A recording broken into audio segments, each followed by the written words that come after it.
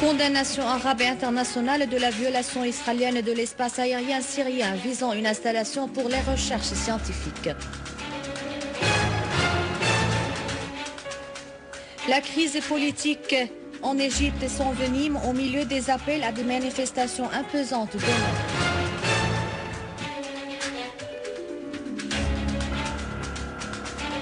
Le Conseil des droits de l'homme appelle Israël à évacuer toutes les colonies dans les territoires palestiniens occupés.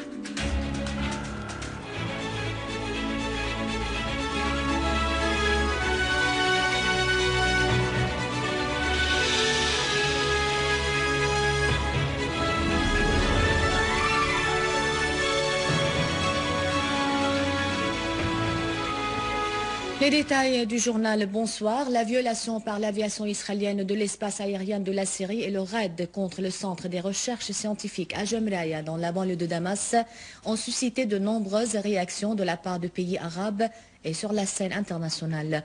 Plusieurs pays ont condamné cette agression flagrante, contraire aux conventions à la charte de l'ONU. La Russie a exprimé sa vive préoccupation envers cette action condamnable. Le ministère russe des Affaires étrangères a estimé que le raid israélien qui a violé l'espace aérien de la Syrie constitue une flagrante agression contre le territoire d'un État souverain membre de l'organisation internationale. D'autre part, le ministère russe des Affaires étrangères a souligné que certaines initiatives russes concernant la Syrie affrontent une opposition dure de la part de l'Occident, notamment des États-Unis. Dans ce contexte, le ministère russe des Affaires étrangères a dénoncé les déclarations de la secrétaire d'État américaine Hillary Clinton, selon lesquelles la Russie n'était pas favorable à la mise en œuvre de la déclaration de Genève. Cette déclaration est alignée et constitue une interprétation inappropriée avec la position de Moscou vis-à-vis de la Syrie. La Chine a de son côté souligné aujourd'hui la nécessité de la protection de la paix et de la stabilité régionale, et ceci à l'issue de l'agression israélienne contre le centre des recherches scientifiques à Jemraya dans la banlieue de Damas. Dans une conférence de presse régulière, le porte-parole du ministère chinois des Affaires étrangères, Hong Li, a exprimé l'espoir de son pays de voir les parties concernées éviter toute action susceptible d'accentuer la tension en Syrie. Pour sa part, le ministre iranien des Affaires étrangères, Ali Akbar Salehi, a indiqué à la chaîne satellitaire Al-Alam que l'agression israélienne s'inscrit dans une série de politiques israéliennes et occidentales basées sur la surenchère et la fuite en avant. Ce raid vise la réussite du gouvernement et du peuple syrien à contenir la crise, à restaurer la stabilité et sauvegarder la souveraineté du pays. Salehi a ajouté que ce raid confirme le droit du peuple et du gouvernement syrien à résister à l'entité sioniste. Il a estimé de même que cette agression prouve plus que jamais la similitude des visées israéliennes et terroristes et qui consiste à porter atteinte à la sécurité et à la stabilité en Syrie. De même, la République libanaise, par la voix de son ministre des Affaires étrangères, Adnan Mansour, a condamné l'agression israélienne contre la Syrie. Cette nouvelle agression confirme encore une fois la nature terroriste de l'entité israélienne depuis sa création en 1948 jusqu'à nos jours, a-t-il dit.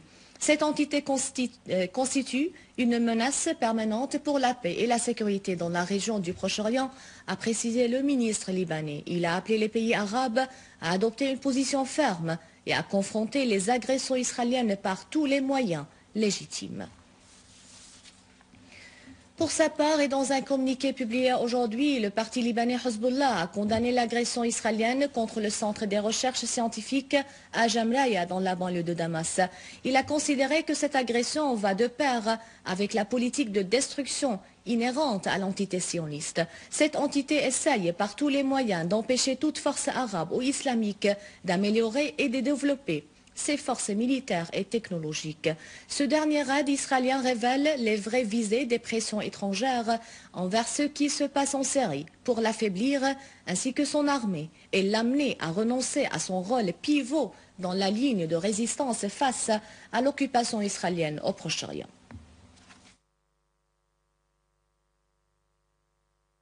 De même, le Front populaire pour la libération de la Palestine a affirmé que l'agression sioniste contre la Syrie est une agression contre toutes les parties de la résistance et contre la souveraineté de la nation arabe tout entière. Dans un communiqué publié à cet égard, le Front a souligné que l'agression dévoile la vérité du complot tramé contre la Syrie sous prétexte des réformes. Le Front a affirmé que la responsabilité nationale et islamique exige de chaque arabe et musulman de se tenir aux côtés du peuple et du gouvernement syrien. Le parti La Syrie, la patrie Souria al-Watan a affirmé que l'entité sioniste est le premier ennemi de la Syrie, terre et peuple. L'ennemi sioniste exploite les plaies de la patrie pour viser de nouveau la terre de la Syrie. Cette attaque est une agression barbare flagrante qui vise la souveraineté de la Syrie et la dignité du peuple syrien.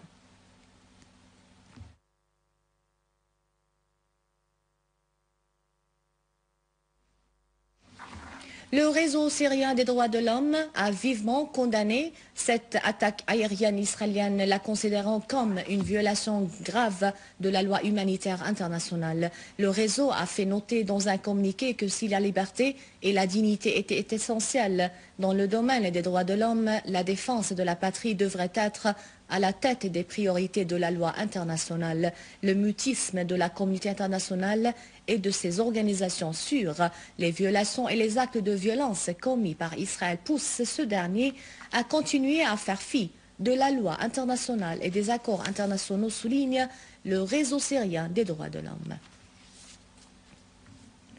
Quant à la Ligue syrienne pour l'ONU, elle a considéré cette agression comme crime, appelant le secrétariat général de l'ONU à la condamner, à faire son possible pour obliger tout le monde à le faire aussi.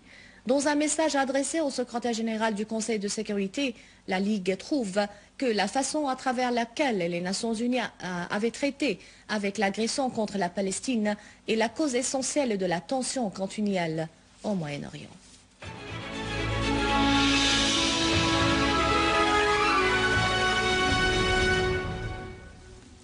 Une unité de l'armée arabe syrienne a déclaré sécuriser la région de Basr el-Harir dans la banlieue de Daraa. Une autre unité de l'armée a procédé à la destruction d'un rassemblement des terroristes ainsi que leurs armes et munitions. Cependant, les habitants de la région Al-Jat ont affirmé que les terroristes avaient détruit et incendié les mosquées, les bâtiments publics et privés et brûlé les corps de leurs tués avant de les enterrer dans des fosses communes. En Égypte, le ministère égyptien de la Santé a déclaré que le nombre des victimes et des affrontements qui ont eu lieu récemment entre les forces de sécurité et les manifestants s'est élevé à 56 morts au cours d'une semaine. Cependant, les forces et les partis politiques de l'opposition ont appelé à des manifestations impesantes de mardi, vendredi du salut, devant le palais présidentiel Etihadiyya et sur la place Tahrir pour confirmer les demandes du peuple face à la politique du président Mohamed Morsi. Au Bahreïn, la capitale Al-Manama et nombre de villes bahreïnies ont été le théâtre de manifestations de solidarité avec les familles des victimes des récents affrontements. Les manifestants ont scandé des slogans réclamant des réformes politiques et sociales ainsi que l'instauration de la démocratie. De même, et en riposte à ces manifestations, les forces de sécurité bahreïnies ont arrêté un certain nombre de manifestants et utilisé des gaz toxiques provoquant des dizaines de cas de suffocation chez les manifestants.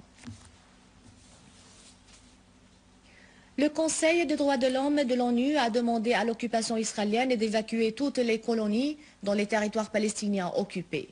Cet appel intervient à un moment où Israël continue de construire des colonies illégales sur les territoires occupés, y compris Jérusalem-Est.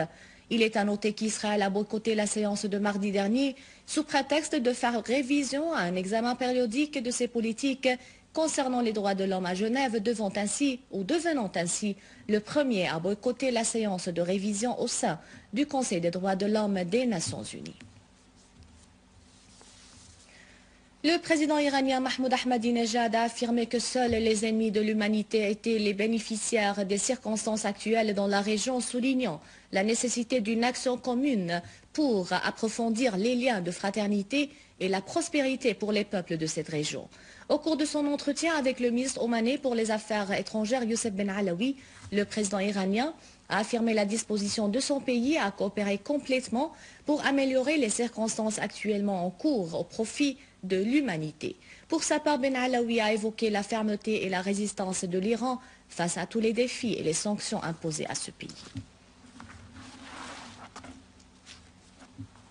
À la fin de ce journal, un rappel des titres.